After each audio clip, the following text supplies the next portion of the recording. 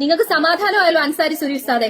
അതായത് ഒരു പെൺകുട്ടീനെ നിങ്ങളുടെ മതത്തിന്റെ പേരിൽ ഒരു കുട്ടിനെ എന്താ പറയാ സ്ലക്ഷൻ ചെയ്യാനായിട്ട് ഇട്ടുകൊടുത്തതാ. അവളെ പച്ചയ്ക്ക് അവളെ വലിച്ചു കീറാനായിട്ട് നിങ്ങളുടെ അനുയായികൾക്ക് ഇട്ടുകൊടുത്തിട്ട് അവളുടെ ഗതികടിപ്പ് ഒന്ന് നോക്കിക്കേ.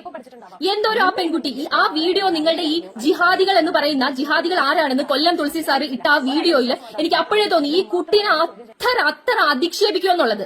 എന്തുകൊണ്ടാണ് ഈ മതത്തിലെ പെൺകുട്ടികൾ മതം വെറുക്കാൻ കാരണമാണ് നിങ്ങളെപ്പോലുള്ള ആളുകളാണ്.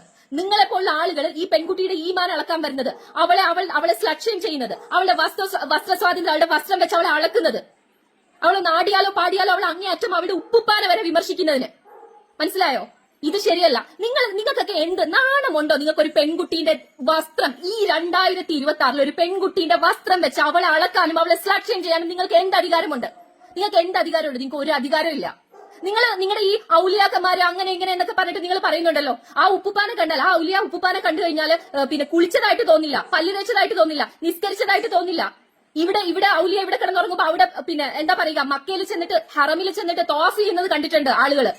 ഇത്രയൊക്കെ പിന്നെ കാര്യങ്ങൾ നിങ്ങൾക്ക് പറയാമെങ്കിൽ നിങ്ങൾക്ക് ആ വിശ്വാസത്തിലെങ്കിലും നിങ്ങൾ ജീവിച്ചു പോകുന്ന ആളുകളാണ് എന്നുണ്ടെങ്കിൽ, അങ്ങനെയുള്ള പിന്നെ കഥകൾ നിങ്ങൾ വിശ്വസിക്കുന്നുണ്ടെന്നുണ്ടെങ്കിൽ നിങ്ങൾക്ക് നിങ്ങളുടെ കൗമിനെ ഒന്ന് പറഞ്ഞ് മനസ്സിലാക്കി കൊടുത്തൂടെ?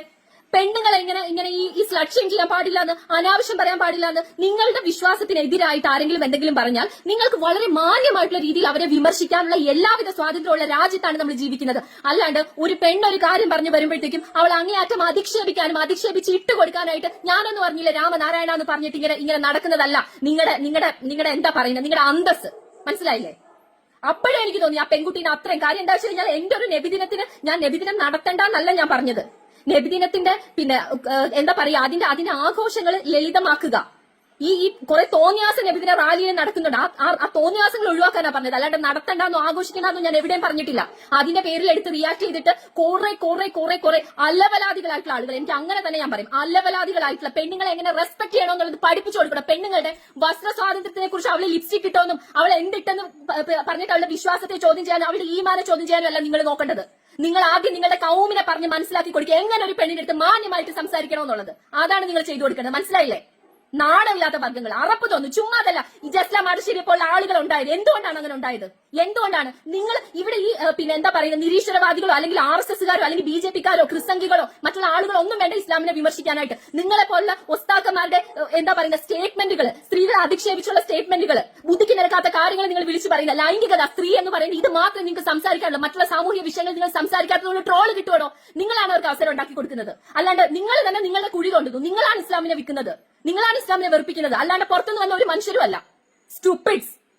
സത്യം പറഞ്ഞ നിങ്ങൾ ഈ സത്യം പറയാനുള്ള ധൈര്യം കാണിച്ചതിന്, നിങ്ങൾ ഈ ഒരു ശബ്ദത്തിന്, നിങ്ങൾ ഈ പറഞ്ഞ കാര്യത്തിന് ആദരവ് സഹോദരി. നിങ്ങൾ ഈ പറഞ്ഞ കാര്യങ്ങളെല്ലാം ഓരോ അഭിപ്രായം ഓരോരുത്തരും ചിലപ്പോൾ പറഞ്ഞേക്കാം. പക്ഷേ സ്വന്തം വിശ്വാസത്തെയും അനുഭവങ്ങളെക്കുറിച്ച് തുറന്ന് പറയാൻ നിങ്ങൾ ഈ കാണിച്ച ധൈര്യമുണ്ടല്ലോ, അതിനെ അഭിനന്ദിക്കാതിരിക്കാൻ കഴിയില്ല സഹോദരി. ഖുറാനിൽ പറയുന്ന പോലെ തന്നെ കുന കൗമീൻ ബിൻ കിസാത്ത്. അതുകൊണ്ട് അർത്ഥമാക്കുന്നത് നിങ്ങൾ നീതിയിൽ ഉറച്ച് വിശ്വസിക്കുന്നവരാകുവിൻ എന്നാണ്. സൂറത്തിൽ അൻസിയായി 4:135.